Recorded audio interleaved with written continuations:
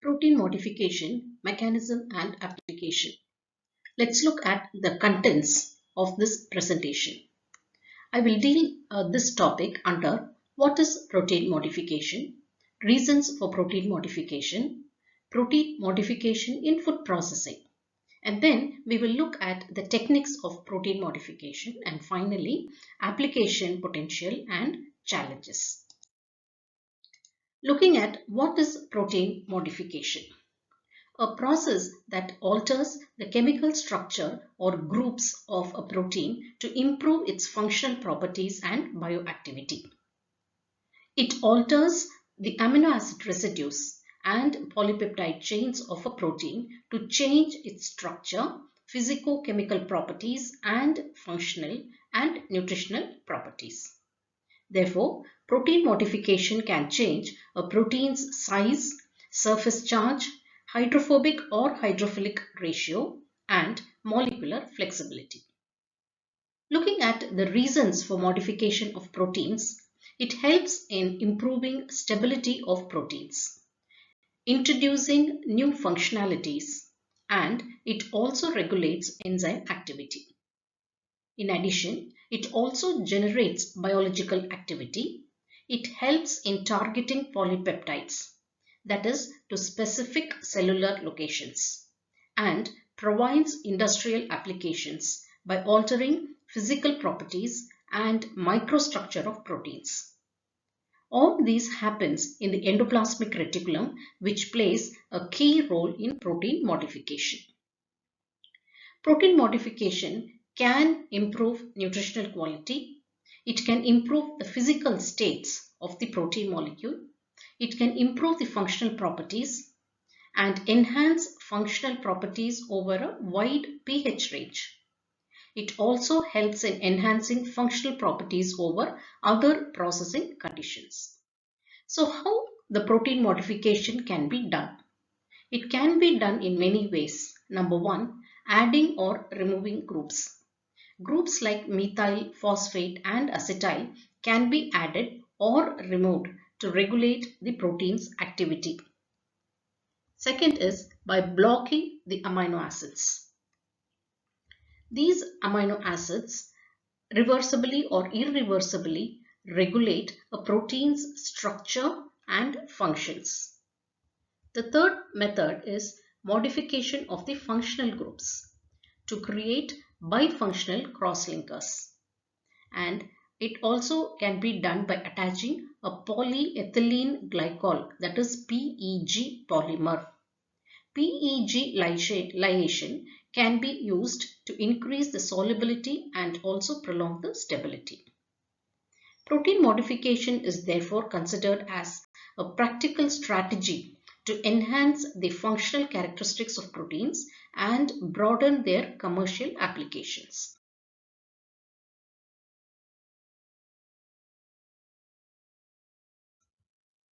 Now let us focus on protein modification in foods. Protein modification in food processing is a technique that alters the properties of proteins to improve their nutritional value, digestibility, and processing properties. We all know that proteins are one of the most significant macronutrients present in foods. During food processing, proteins undergo modifications like physical, chemical, or enzymatic methods. The understanding of these modifications is important for assessing their effects on food quality.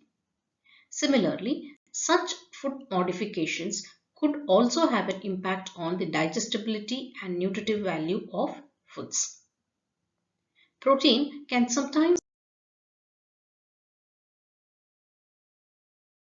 lose their native structure during processing and storage.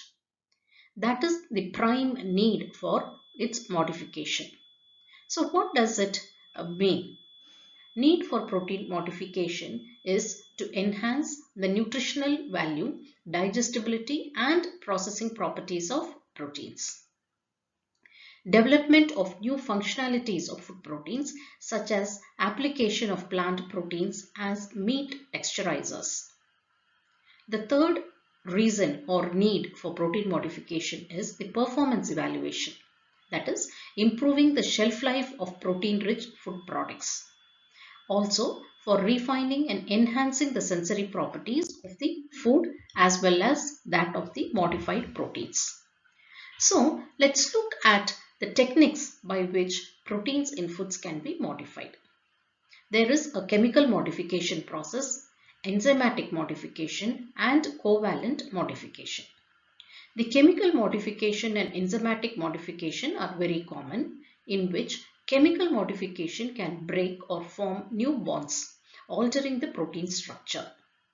Enzymatic modification enhances the functional properties of proteins, and the covalent modification alters a protein's physiochemical properties such as solubility. We have already seen that the primary structure of proteins contains several reactive food stains. During chemical modification, the protein side chains alters the physicochemical and functional properties of proteins. Many of the forces retaining a protein structure intact can be disrupted, removed, or introduced by chemical modification. For example, reaction of proteins with sugars by means of the Maillard reaction can lead to distinct changes in the protein stability. It can be seen that proteins can be chemically modified in vitro by covalently cross-linking with other molecules. These molecules in turn change the behavior of proteins, such as bringing about improved forming properties, inhibition of aggregation, or enhanced surface activity. Chemically modified proteins by glycosylation in foods have enhanced stability. This is an example. There are other techniques of protein modification such as phosphorylation. This can change the charged state of food proteins. Phosphorylation, for our understanding, is the attachment of a phosphate molecule to specific amino acids. Very recently, we have methods such as ball mill treatment modification, which breaks the particle size of the proteins into the range of 1 nanometer to 100 micrometers. Then we have a green technology that has recently received a lot of research attention for modifying proteins, and this is referred to as a high intensity ultrasound modification.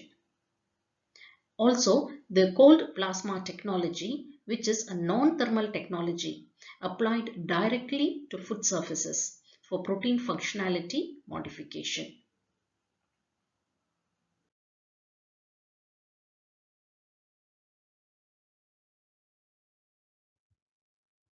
Apart from this, we also have techniques where similar to Maillard reactions, which can change the functional properties of plant-based proteins, making them more useful in alternative products. As mentioned earlier, enzymatic tailoring reactions and incorporating methyl groups to N-terminal of proteins, which is also referred to as methylation. Lyophilization is another technique which involves covalent linkage of lipids to proteins. This results in increased hydrophobic exposure of a protein and provides applications related to altered surface properties and improved capacity to form and stabilize emulsions and foams. The next method is modification by methylation and succinylation. These reactions are in total referred to as acylation reactions. Acylation reactions means attachment of acetyl to an amino group at the N-terminus. These reactions can block the reactive amino groups of proteins with an acyl residue. So the applications involved here include improved emulsification properties, enhanced solubility of proteins, and regulation of protein stability and aggregation. In short, modification by this technique of acylation reactions improves the visual appearance. New and alternative approaches are also possible in protein modification. to produce novel proteins. This involves a fixed alteration in the genome of food-producing organisms. This can lead to changes in the primary sequences of relevant proteins, thereby introducing potentially new functionality. This produces an improvement in the texture formation. Equally significant is the modulation of protein functional behavior at an ingredient level. This slide shows the application potential of food protein modification. A modified protein can be isolated for use as food ingredient. New lines of margarines have shown better spreadability and prolonged storage stability. More recently, a number of proteins from less conventional origin have been identified as human food ingredients, such as algae, insects, and various seeds. Also, the modification of milk proteins can be done by acetylation, and these have shown better fat emulsification.